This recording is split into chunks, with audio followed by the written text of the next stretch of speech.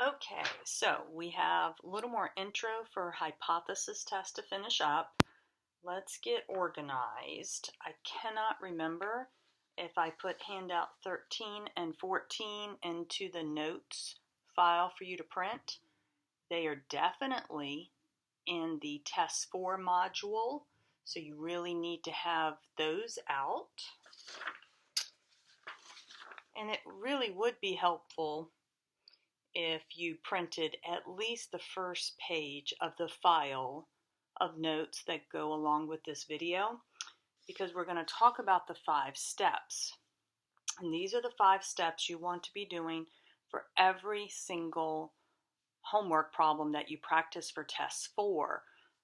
You don't have to memorize the steps. I will always prompt you for the steps, but it's nice to have those in front of you to make sure that you are practicing everything you need, meaning how I'm going to test you. Last time, I believe we were talking about the alpha and the p-value, and if the p-value is less than or equal to alpha, you reject HO, and that alpha is actually an error. We're going to get more into the errors now. Well, let me write that. As a quick introduction, think about drug testing. Let's say you're trying to get a job at Kroger.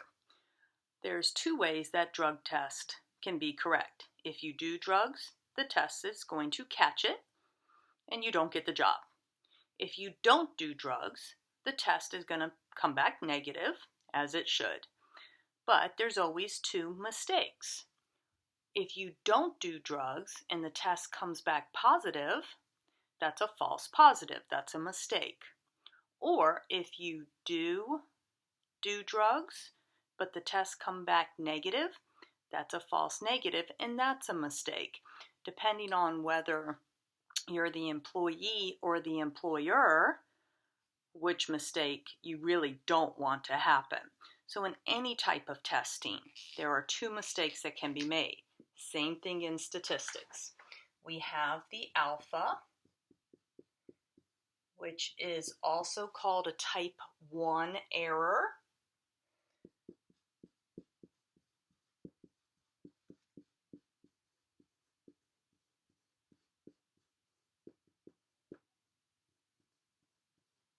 So formally, statistical language, it's the probability of rejecting HO when HO is true. It's not part of the printed notes, but this is what we were talking about last time. Let me just draw a quick little picture. I think I even talked about the lottery last time. This is the idea that samples that are way up here, or actually way down here, they are going to trick me. The probability that you land either way up there or way down there is going to be so small that I did not think you came from the curve because I thought you were about to fall off my mountain. You're really near the cliff. But you did actually come from my curve. You were just a really, really, really unusual sample. So on something like this, I end up rejecting HO when you really were part of that curve. Now, I'm always about trying to talk where the general public can understand. That is not the language I'm going to test you on test 4. We're going to talk informally.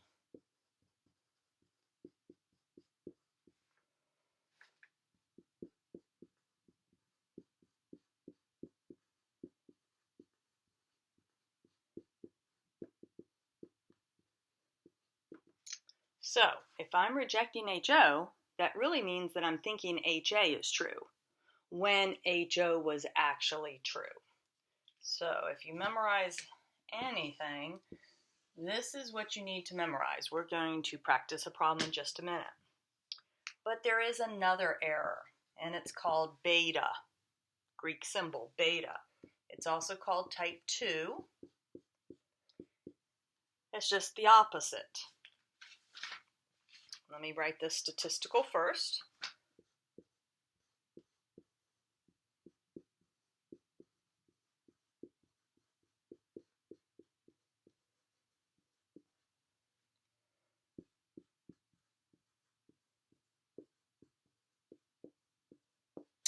failed to reject HO when HO was false. I keep losing the top. Here we go. Quick little picture for that. You know, here's my HO. Let's say you were a sample like that. We're like, oh, you seem to fit the curve just fine. No reason to get rid of it. This would be an example of do not reject HO, but we actually did not realize that it had come from actually the HA curve. So that's a way we can make a mistake. Now, if I'm failing to reject HO,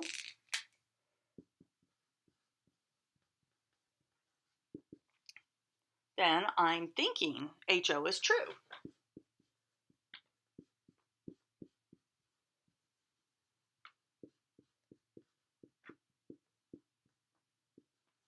So the informal way of saying it will be think HO when HA is true.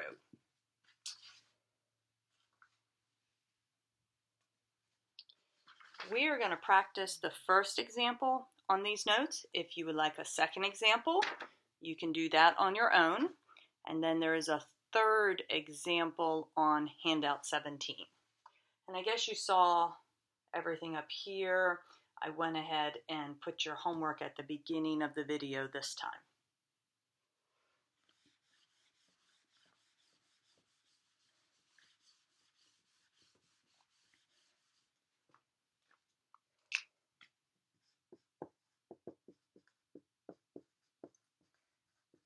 We are not getting into fancy mu's or p's. We're just using words. This is how I will test you on this topic of errors.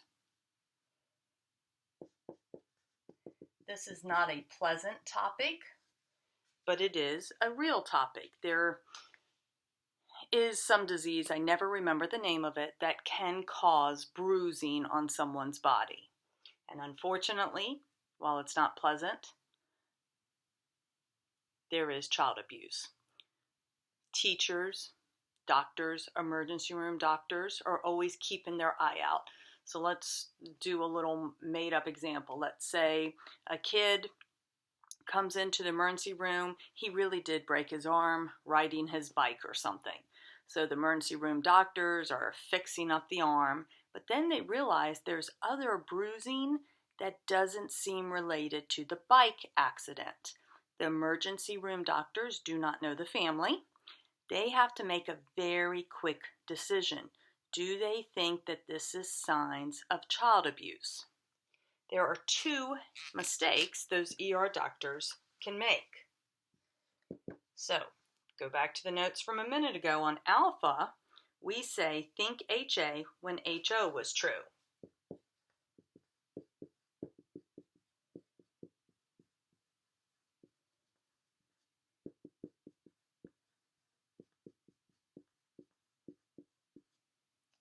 And then beta would be the opposite.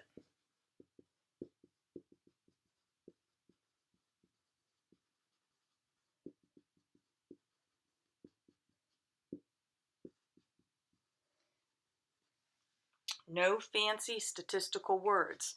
This is how I want it written out on test 4, where if you walked onto the streets and said these sentences, anyone would be able to understand them. Then there is going to be a third part, and the third part is pure opinion, as long as you give me one sentence supporting your opinion. The question is, which one of these has worse or graver consequences?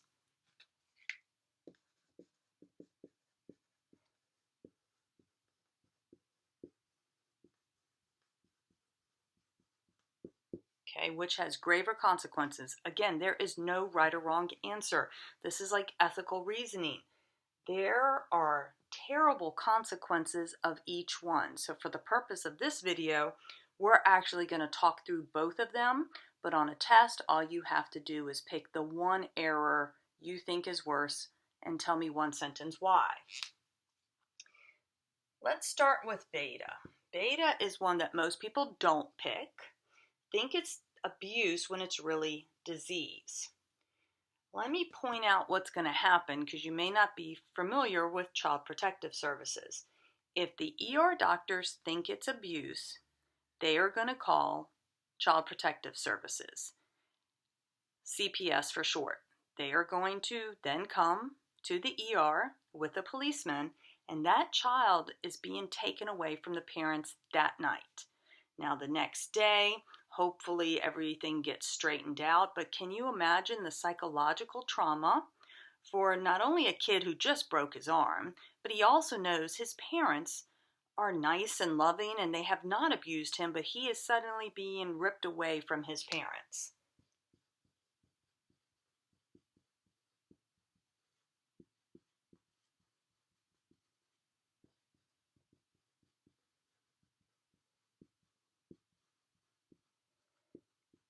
The child is going to be taken away.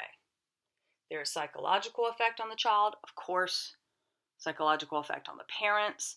There could be money to hire a lawyer. The parents are going to have to pay money for that. People might hear from gossip that so-and-so abused their kid. Just terrible, terrible consequences there. Now, if you force me and most people to pick a consequence that's worse, an error that's worse, it's going to be alpha. Think it's disease when it's really abuse. So that means that that child really is being abused, but the ER doctors thought it was just a disease, give them some medicine or schedule an appointment for 2 weeks from now, and they send the kid back home. I'll be the first one to say if a parent is abusing their child, they are crazy. Can you imagine how angry they're going to be after having to sit in the ER all night and the big medical bill, and they've been worried that they're going to get caught for abusing their child? That night could actually be fatal for that child.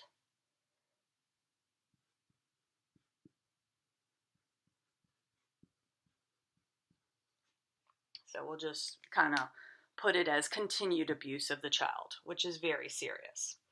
So again, this is the most serious error example I could give you.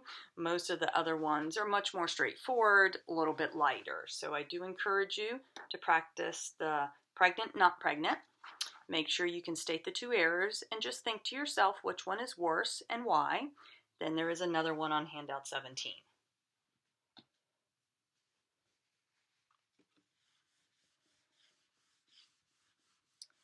Okay, every single problem, we're going to have 4 different hypothesis tests we're going to end up doing, and every single problem is going to have the same 5 steps.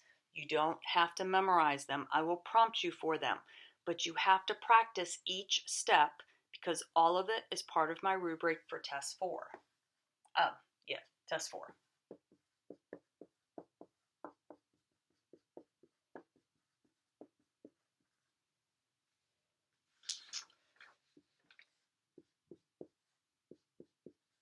The first step is to set up what your HO and your HA are. Helpful hint.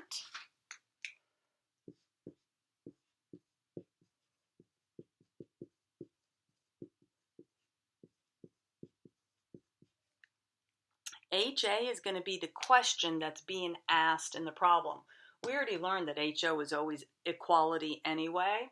HA is greater than, less than, or not equal to, so they will ask you some type of question. You might have mu greater than 4 or P equals 0.7. You have to, in step 2, then define what does that mu or the P stand for. It's called define the parameters, meaning mu is the true mean, whatever is in the word problem, whatever the variable is, or maybe P is the true proportion of, again, whatever the particular word problem is talking about. Also, you're going to have to tell me how you know normality. This is going back to sampling distributions from test 3. Then, remember on the intro video we were talking about we're going to figure out where the sample landed. Was it a z-score of 3.2, or was it a z-score of 3.9 or 1.2? That was called the test statistic.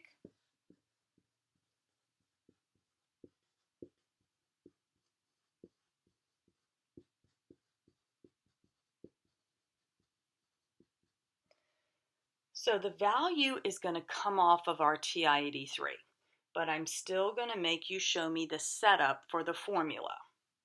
So you need formula and the value.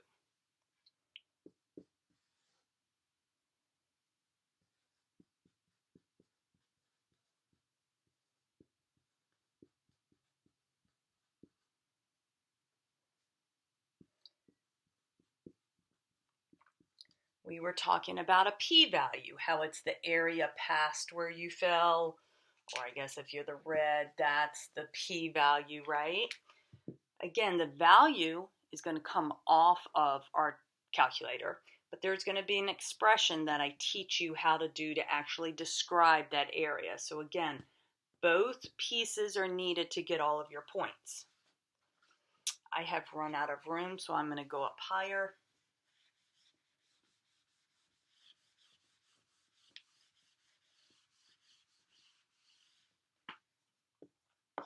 The fifth step.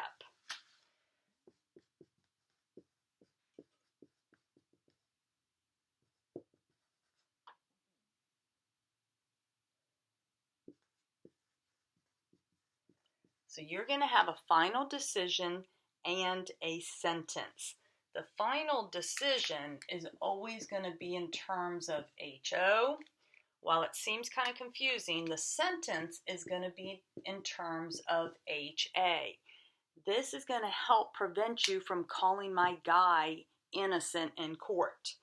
So I put a little template down here, and all of this is going to make so much more sense when we actually do a problem in just a minute.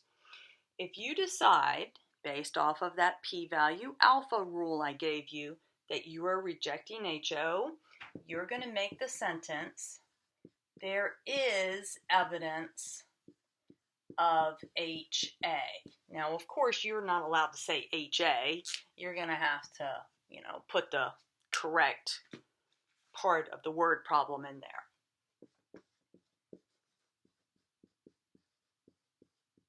If you end up concluding do not reject HO,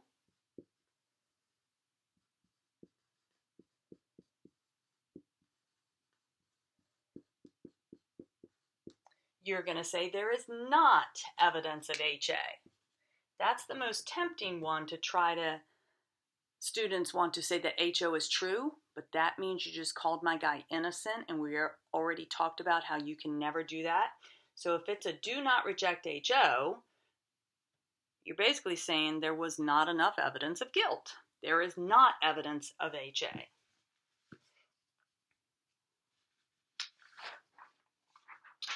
Okay, let's do a problem. Oh, sorry, I got about 3 lines ahead. I need to tell you what chapter we're in and what problem we're about to do.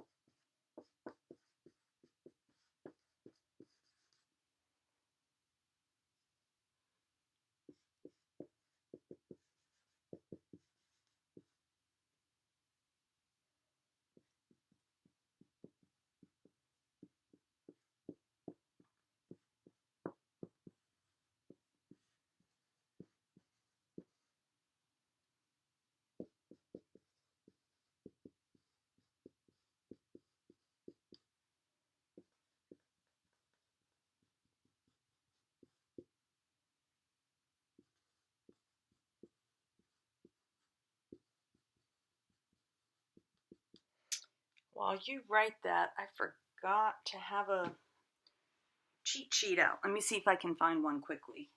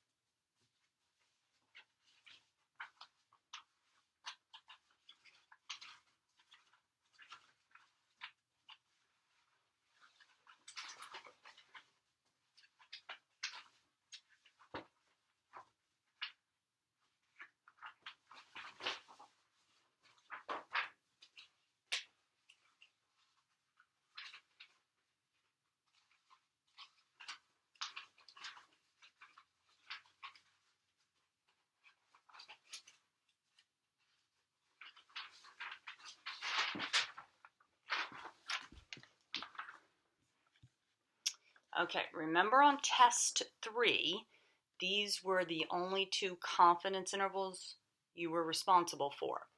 Right here, hypo test statistic, that's what we're doing right now. And see how it says 1 mean? Right here, mu equals mu naught. And we have that formula. So you do not have to memorize this. You do have to know where to go on your calculator, and you do have to memorize your normality assumptions, which was part of handout 9 already, so hopefully you already have those memorized. Okay, so again, this always works best if you'll pause the video and do what I ask you to do. I want you to read handout 14, the whole paragraph. I know it's long, but I need you to read that first before we talk about it.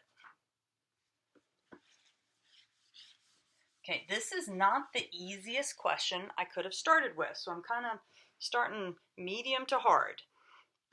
This one, well, first, you got to know that it's a mu problem just because they start talking about means and standard deviations. So the way we could tell between our camps for test 3 is the exact way we can tell for test 4. This problem seems a little more confusing because they seem to be talking about 2 different things. They're talking about a standard method and then a new method, and that gets all very confusing. Also, just to let you know, I know absolutely nothing about minerals and metals and oyster tissue.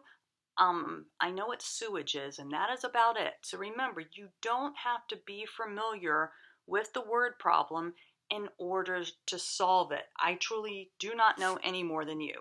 Let me just try to kind of summarize what we have.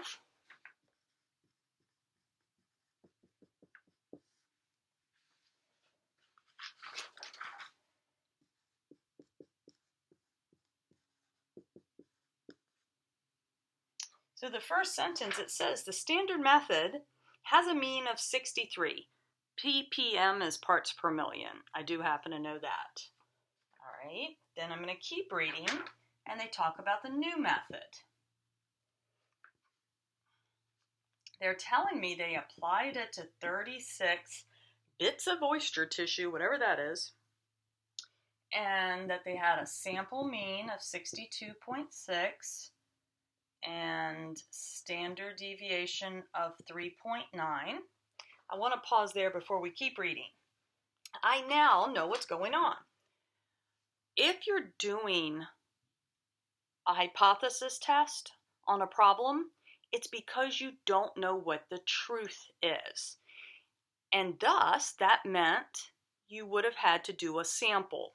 So, this is what I call the full story for the sample. See how they give you N, X bar, and S? That's what I call the full story. This means that I know that my entire hypothesis test is going to be to try to figure out what the heck is going on with the new method.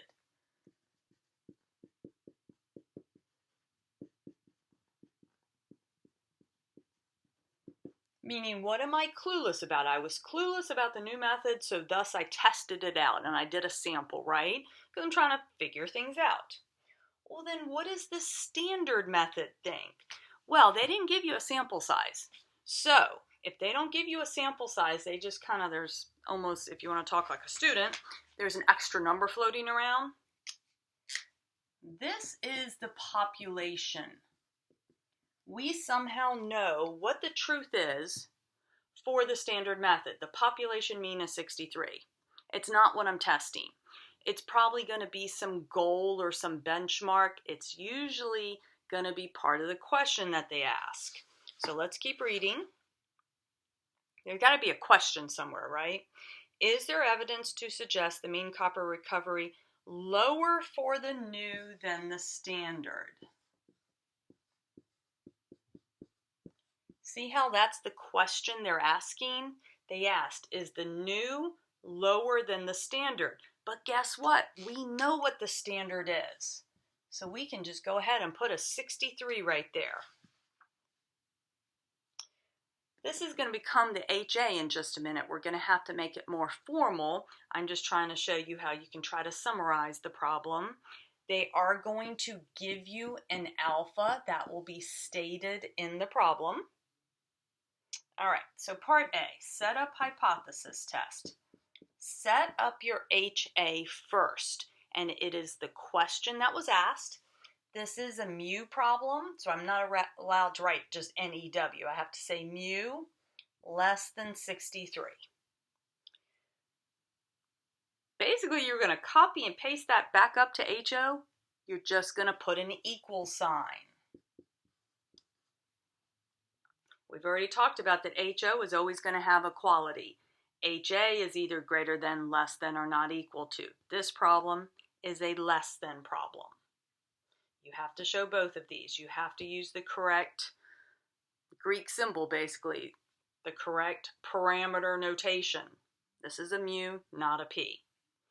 Now, this works better in the classroom. If someone walked in right now and it's like, oh, what is your mu? So you have to say in words.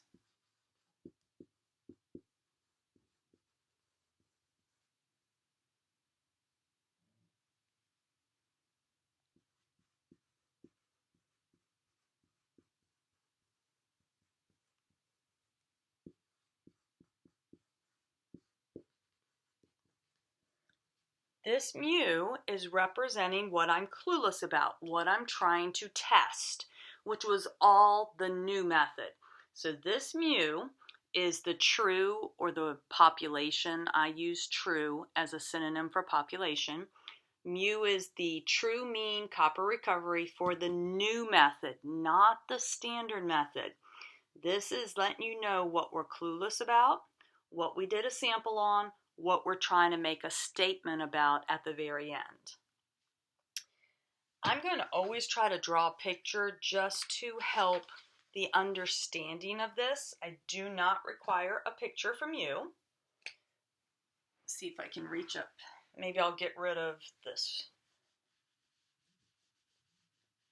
So, this is what we're trying to figure out.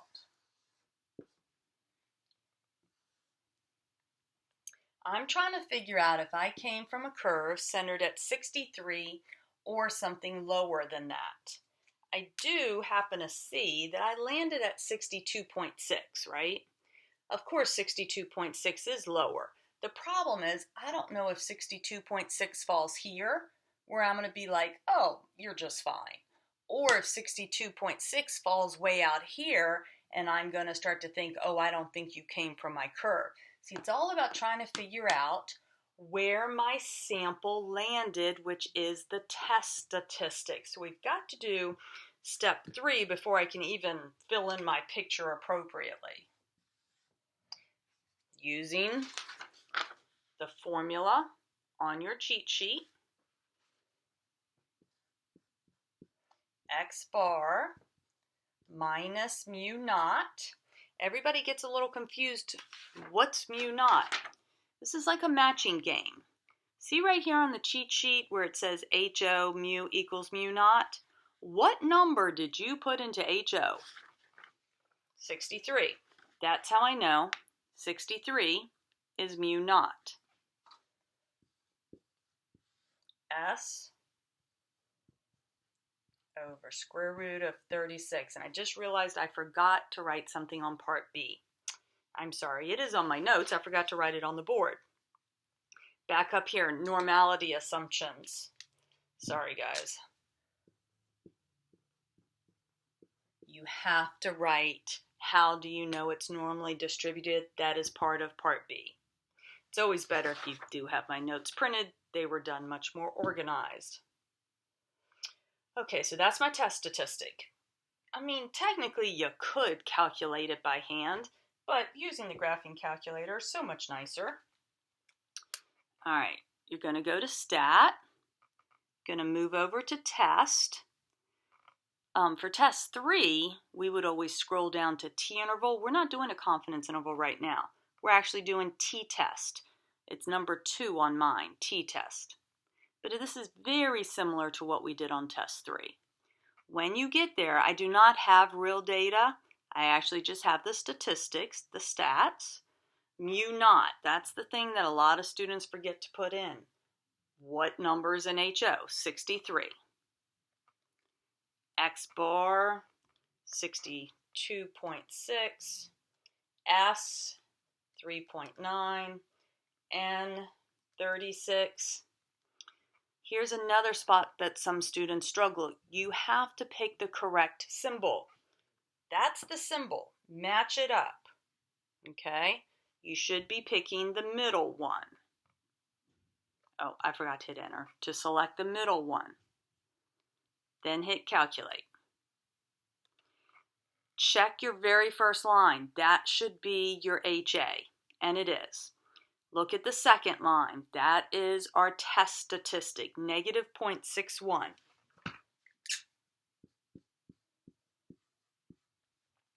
Okay. Now, what does this mean?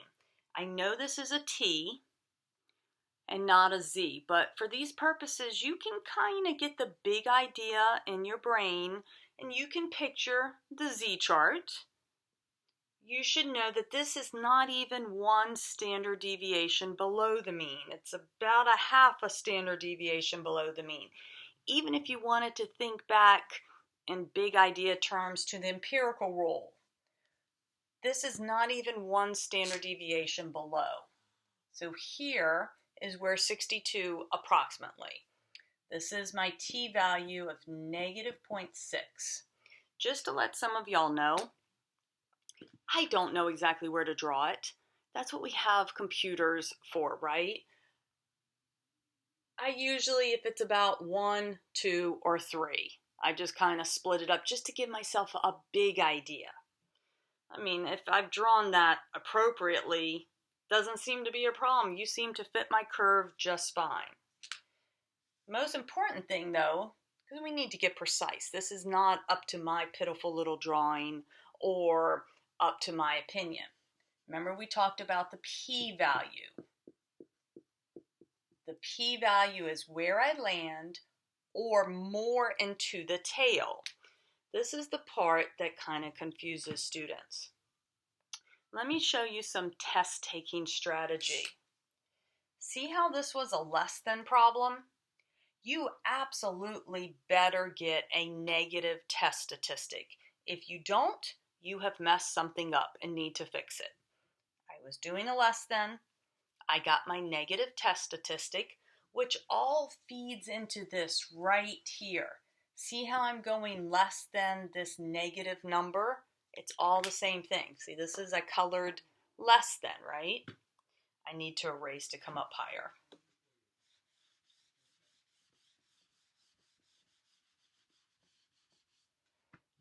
So, step 4. The p-value, because that's an area, right? I'm trying to describe this area, is the probability that t is less than this negative test statistic you just got.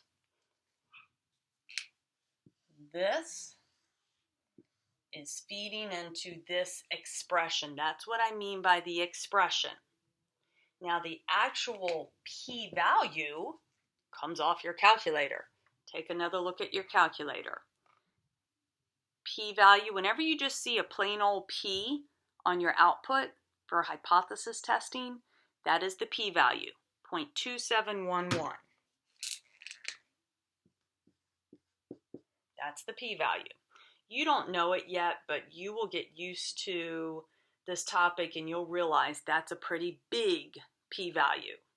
There was a lot of area left, which means because I landed pretty close to the middle, which means there's no reason to get rid of that curve. I bet you this is going to be a do not reject HO. How do we know for sure? We compare p-value to alpha. If it is less than or equal, then we reject HO. We're going to test that out. Hopefully you are writing all of this in the appropriate spots on handout 14 so it doesn't look as messy as my whiteboard. So my p-value, and then my alpha, which was given in the problem, was 0.01. Is 0.27 less than or equal to 0.01? Absolutely not. That is not a true statement. If it was, we would reject HO, but it is not. So your conclusion is do not reject HO. That is the statistical conclusion that has to be in terms of HO. But now you're going to make a nice sentence that anyone can understand, and that sentence is going to be in terms of HA. Because the do not reject HO, you are not going to sit here and say that mu is 63. That is calling the guy innocent, and I take off big points. You're going to use that 5 steps and those hints I gave you. On a do not reject HO, you're going to say there is not evidence of HA.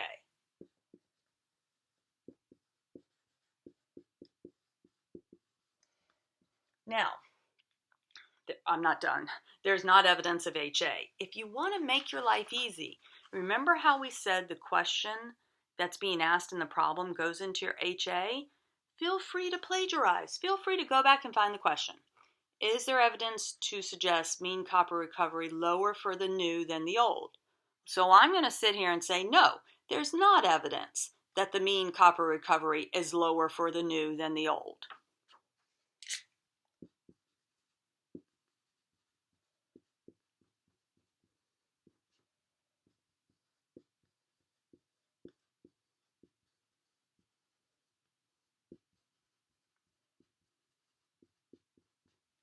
So I'm just stealing the question that the authors asked me, and I'm saying there's not evidence of it. You are welcome to say there's not evidence. The true mean for the new method is less than 63. You can do that also. I find most students prefer to go find the question that was originally asked and then say there's not evidence of it. Part of hypothesis testing. See, hypothesis testing are very powerful. It's going to take you probably a week or two to really start to wrap your mind around that. You can just trust me for right now. But they don't give us exact numbers for what the true mean might be. That's where if you take hypothesis testing and you stick on a confidence interval, then you have all the information you could possibly need. So let's tack on. This was not originally part of handout 14. We are adding this. 98% confidence interval for the true mean for the new method. So we could call this part F if you want or something, or part 6, whatever I'm up to, part 6, I guess. The reason why this is so easy to tack on, now we're going to where we went on test 3. Stat, test, scroll down to T interval, and look, if you do a confidence interval directly after you've done your hypothesis test, it already has put all the numbers in for you. All you have to do is put what sea level. Everything else should already be there.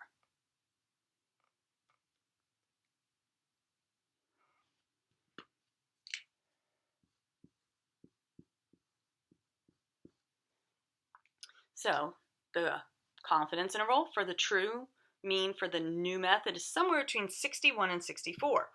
Then I'll prompt you to use that to answer the original hypothesis test question, which was, is this less than 63?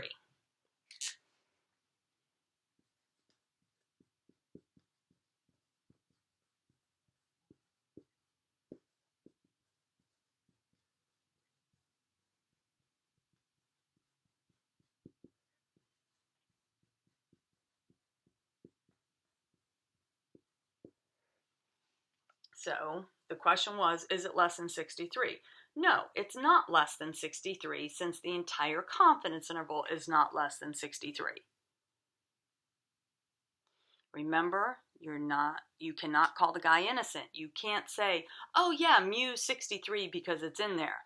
That means you just called the guy innocent. This is trying to make sure you call him not guilty. And we're going to do this a lot. This is the very first problem. I'm sure many of you are very confused. But remember what I said on the first day of class. Test 4 is the easiest. Every single problem is going to go through all 5 steps, and you're going to get very good at putting all the pieces together. You're going to start to understand conceptually what the pieces actually mean. I do want to do just one more problem on this video. The beauty of the video is if you'd like to take a 15-minute break, you can pause me. While you take a little break, I want you to read through handout 13 before you start listening to me again.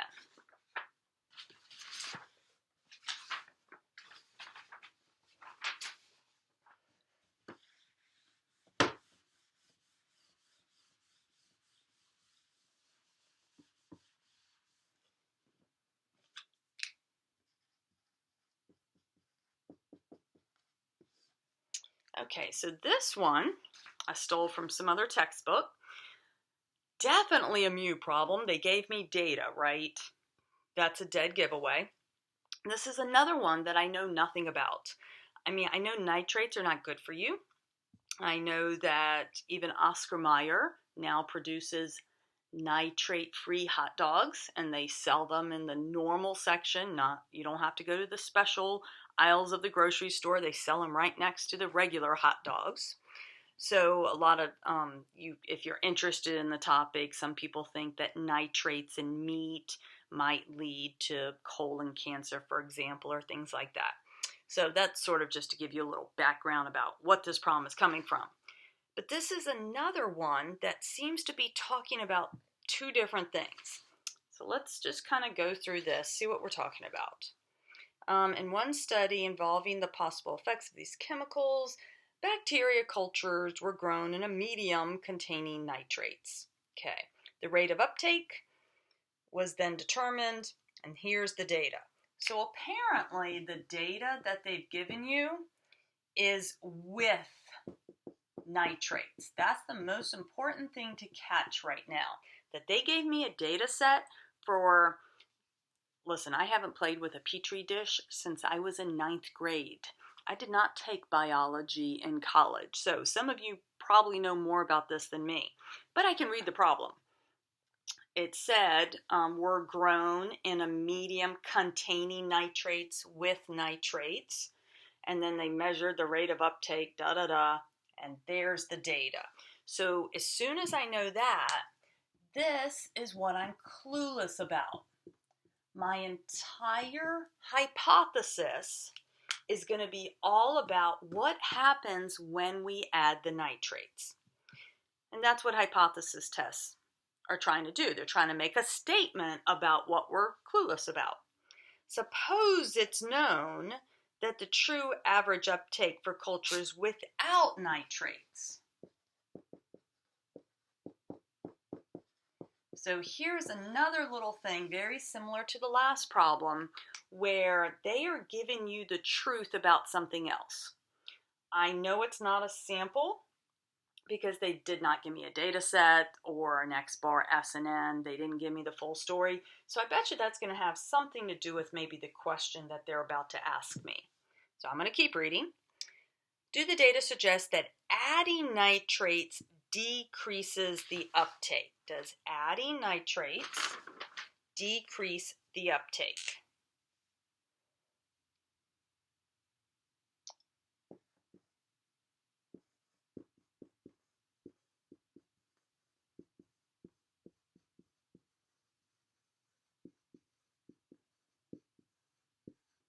That's the question that I need to figure out how to write for my HA. So adding or with, same thing, right? With nitrates, decrease. That means less. Okay, decrease it from what? Well, before you added the nitrates, which would be without the nitrates, right? That's where that 8,000 is coming in. This problem gives you an alpha of 0.1. They're allowing a 10% error rate there. This was from a textbook, and I know students always think that textbooks are infallible and always correct. So I purposely did not correct the mistake that this problem made. 2, 4, 6, 8, 10, 12, 14. There's only 15 data points, and they never stated normality. So just want to point out, we're going to pretend it stated normality. Otherwise, I don't have normality, and I cannot do the problem. This was bad editing on the textbook part. They needed to have stated it. All right, let's put all this formally together. I think I've taken all the notes. Yeah. Let's go through the 5 steps.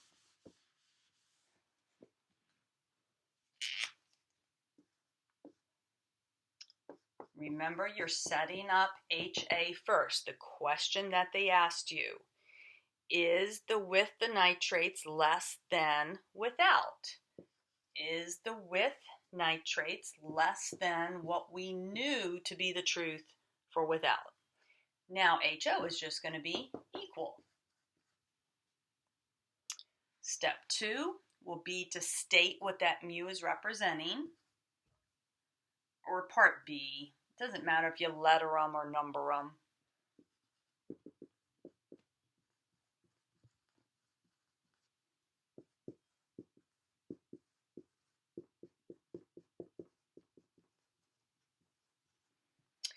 Mu is the true mean uptake with nitrates, because that's what I'm clueless about, and that's what I'm trying to test from doing these 5 steps of hypothesis testing.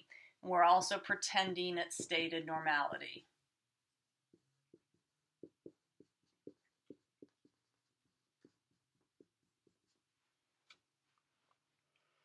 Okay. Now, on this one, I can't even talk about it. I can't even start to draw my picture because I don't even know what the mean is. So you definitely have to put your data into the calculator first. Boy, I'm going to risk this with you and see if I can type in my data correctly. So you're going to go to Edit. You're going to clear out your L1 and type in that data.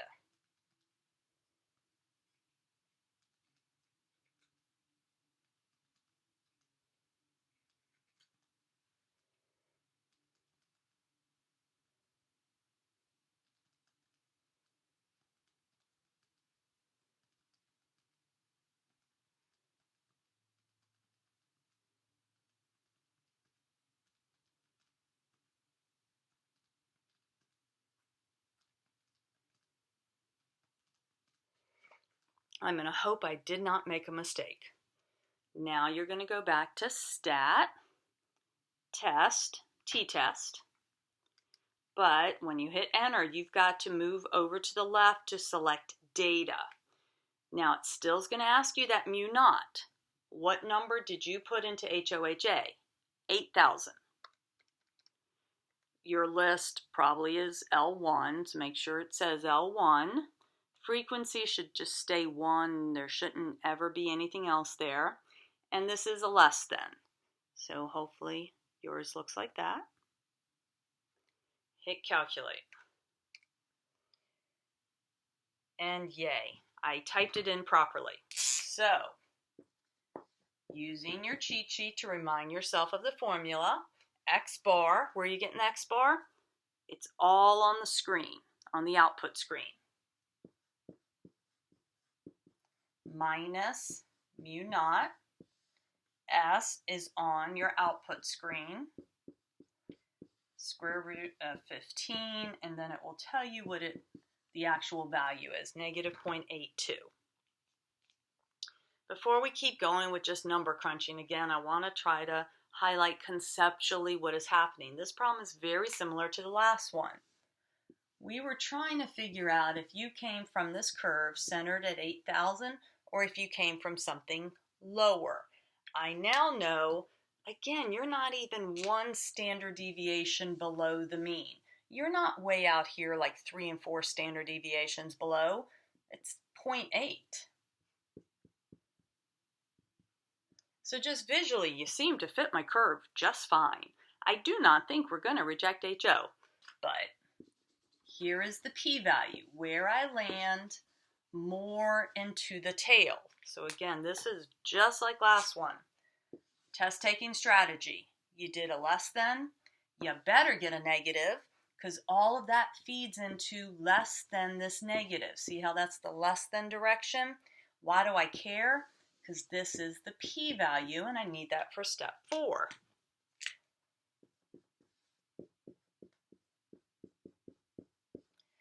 T less than where I landed.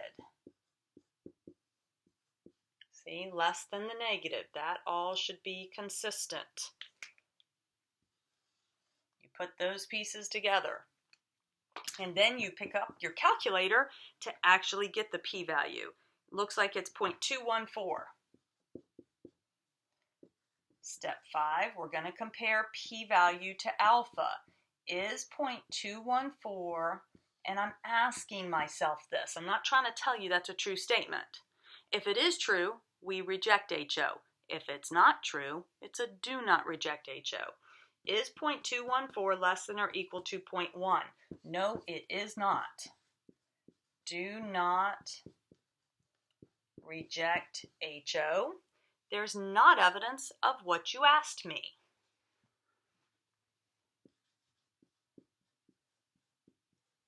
So I'm going to steal from the authors. There is not evidence that adding nitrates decreases the true average uptake.